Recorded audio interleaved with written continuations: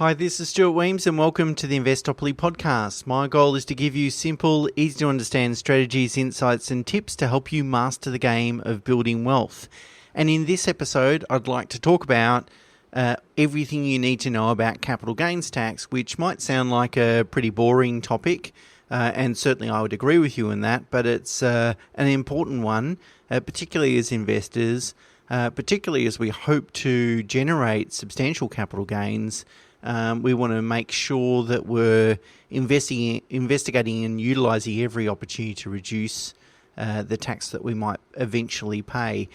Before we get there, just as a reminder for the month of December, we are discounting any book purchases. So Investopoly or Rules of the Lending Game, the two most recent books that I've written.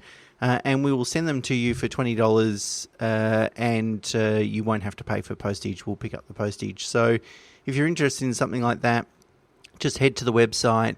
The discount code or coupon, whatever you want to call it, is BLOG, B-L-O-G. It's not case sensitive, I don't think.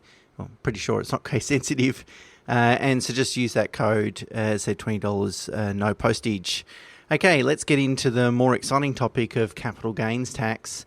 And I guess the first thing I will say is it's not necessarily bad. Paying capital gains tax means that you've sold an asset and made a profit, which of course is much better than making a loss. So if you've got to pay some tax, it's actually not a bad outcome and it's a good indication that you've done well. Now, of course, most people would rather pay less tax than more. So, it's important to know the kind of ins and outs. So let's start with the basics, I should say. How is capital gains tax calculated? Well, there's 4 components to the formula. It's net sale proceeds minus cost base, divided by 2, or apply a 50% discount, multiply that amount by your marginal tax rate. Now, I've got links in the show notes and blog on the website that set this formula out. Maybe it's easier to digest it than via a podcast, but let me talk to each of those 4 items. So the first one is we start with our net sale proceeds, and that really includes anything you've received from the sale of the asset, less any direct selling costs. With property, that could be advertising, agent fees, legal fees, and so forth. With shares or other assets, could be brokerage fees or professional fees.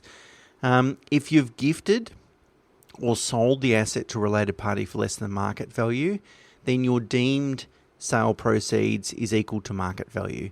Whereas if it's an arm's length sale on market sale, then it's really just what you've received less any costs.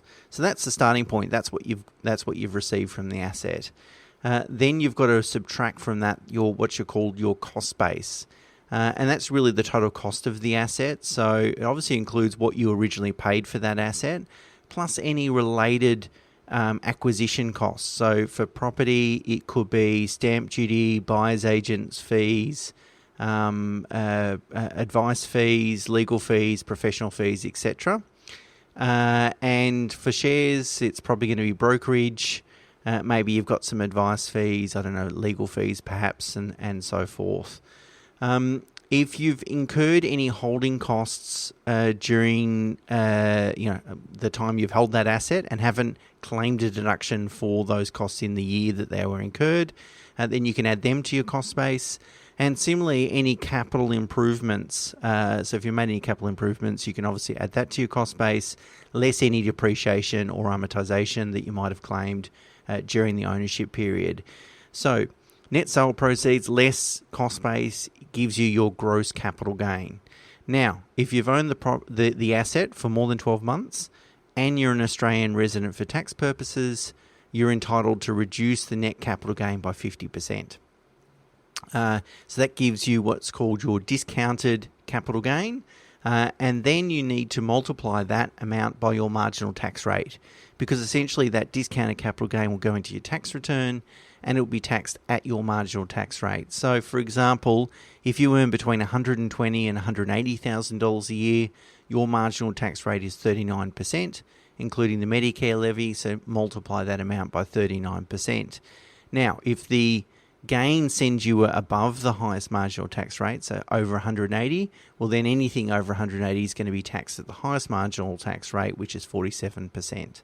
But that's essentially how to calculate what your capital gain might be. And that's pretty relevant. People tend to start thinking about this when they're contemplating selling an asset, and they really need to calculate what will they walk away with in terms of cash after selling the asset. Now, of course, if you make a capital loss, that means that your net sale proceeds are less than your cost base. Losses can be used to offset other capital gains that you've made in that particular year, so you obviously should certainly do that. However, capital losses cannot be used to offset other income such as PAYG or business income, so forth. Instead, you must carry forward a capital loss and offset it against a future capital gain. So losses need to be quarantined. Now, we're all familiar that our main residence doesn't attract capital gains tax. So let's talk a little bit about that.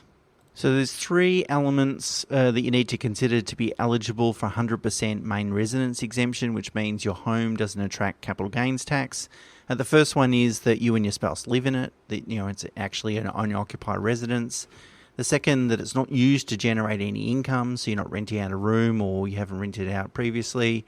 And the third is the land size is less than 2 hectares, less than 200 square metres.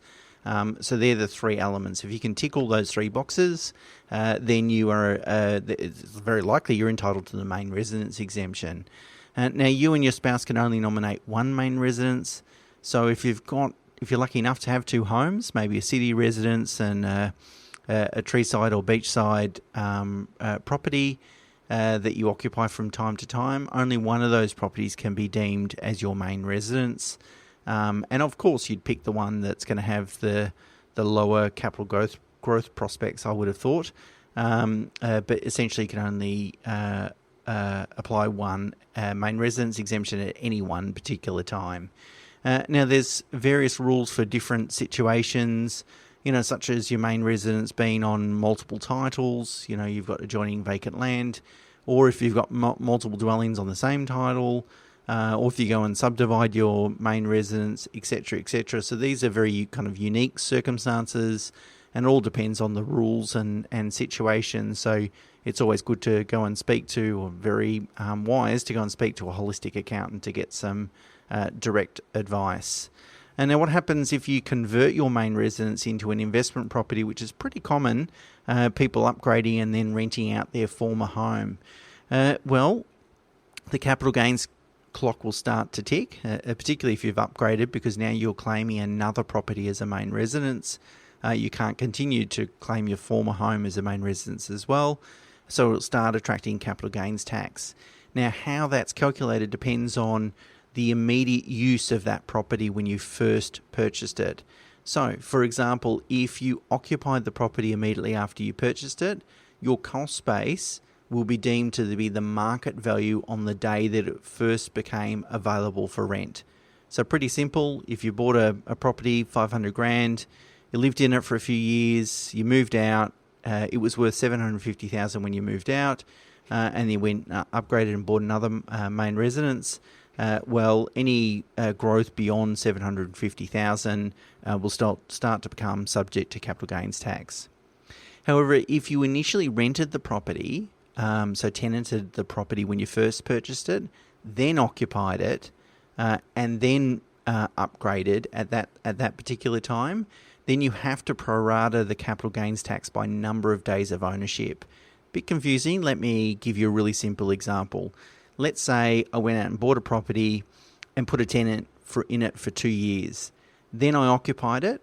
So the tenant left. I occupied it for 5 years. Then I rented it out again for, say, another 3 years. So I've owned the property for 10 years, but for 5 of those years I've occupied it, and for 5 of those years it's been rented out.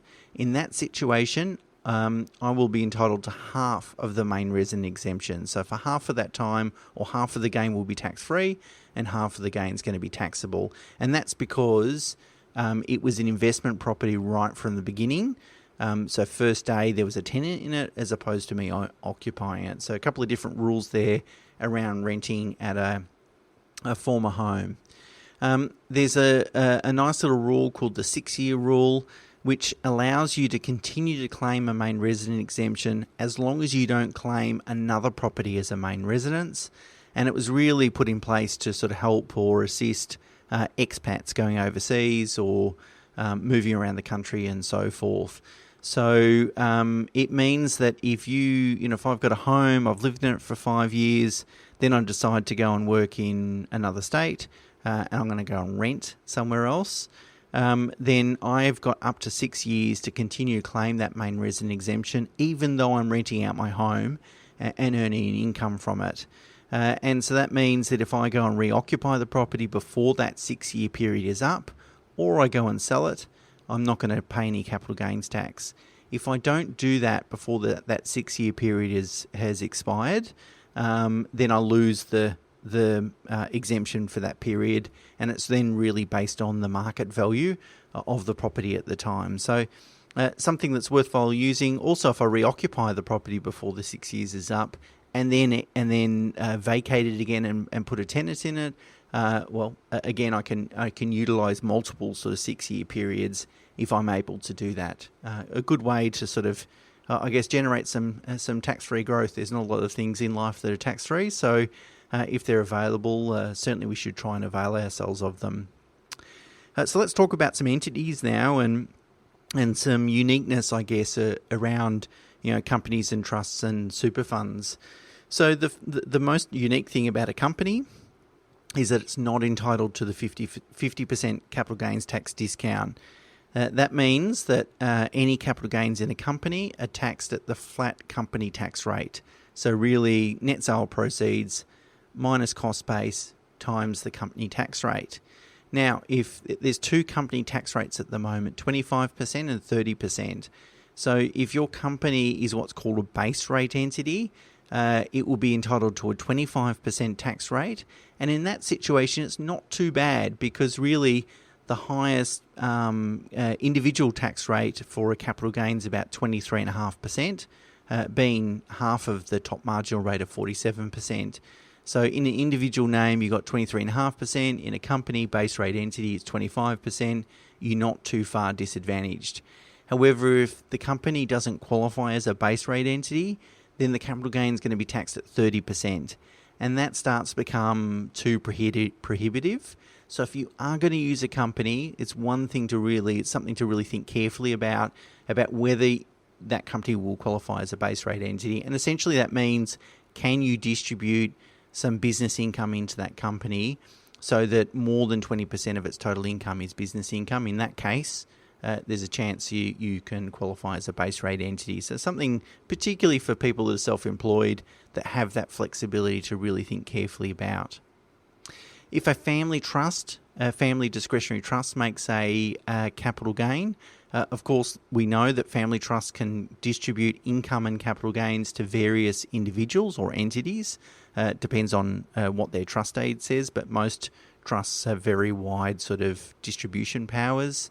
And the capital gain retains its tax nature and attributes. That means the capital gain will really be taxed in the hands of the beneficiary.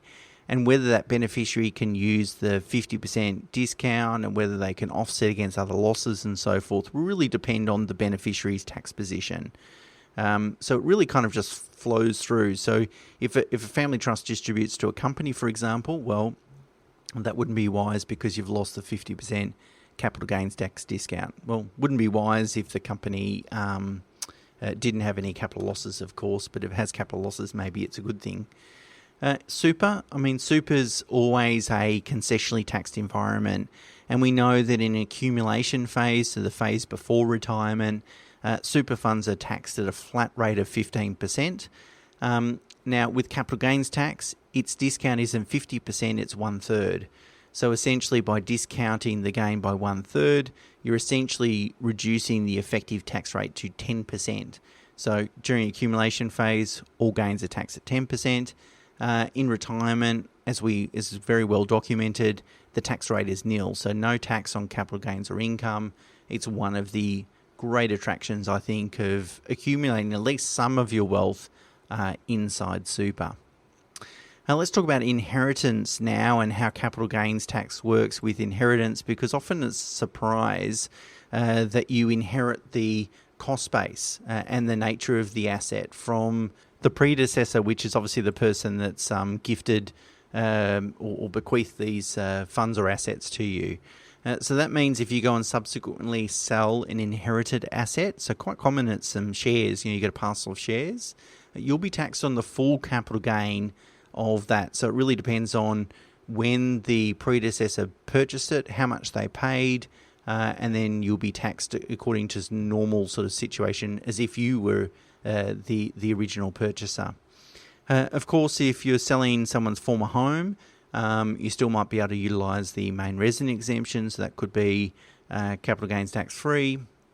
And if the predecessor purchased any assets before 20 September 1985, so that's sort of what we call a pre-CGT asset, then your cost base is deemed to be the market value as at the date of death. So at least there's no capital gain on any unrealised gains until the date of death. So let's talk about how to minimise capital gains tax then. Now we know the rules. It obviously depends on your circumstances and most importantly your long-term plan. So there could be various ways in which you could minimise it, but maybe a couple off the cuff, off the top of my head. I think the first one is crystallising a capital gains tax event in the financial year that's going to be most economical.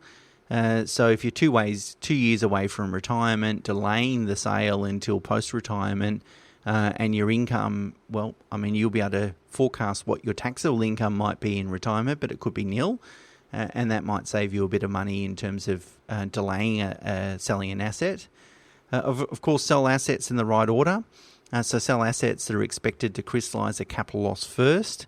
One of the challenges with selling assets, maybe not shares but property, is you don't know really when you're going to be able to sell it. It might take longer than expected, for example. So at least you can carry forward a capital loss, but you're going to have to pay tax on a capital gain whenever it's incurred. So selling the assets that are going to make a loss first makes sense. Selling down assets gradually over many years is obviously a better thing to do than lump sum sales. Clearly that's easier to do with shares than property, but something to consider. Being a bit more proactive with respect to structuring assets, particularly around CGT liabilities, and really your long-term plan will inform you about whether you need to sell down assets at any particular time, or at least the likelihood of needing to sell down assets at any particular time. And if that likelihood is high, then thinking very carefully about minimising capital gains tax well before you actually make those asset purchases. And then being proactive around determining and planning the best use of your main residence exemption as well. Again, there's not too many things in life that are tax-free, so if there's a exemption there, you should certainly make good use of it. Okay, so let me just wrap up then and say that when it comes to tax, there's almost always special rules, treatments and exemptions, which greatly depend on your personal circumstances. So whilst this podcast is very accurate, of course, and seeks to summarise the rules, there could very well be something unique about your circumstances, which means that they apply differently. So therefore, it's very important that you go and seek personalised tax advice before you act on any information in the podcast. Okay, that's it for this week. Until next week, bye for now.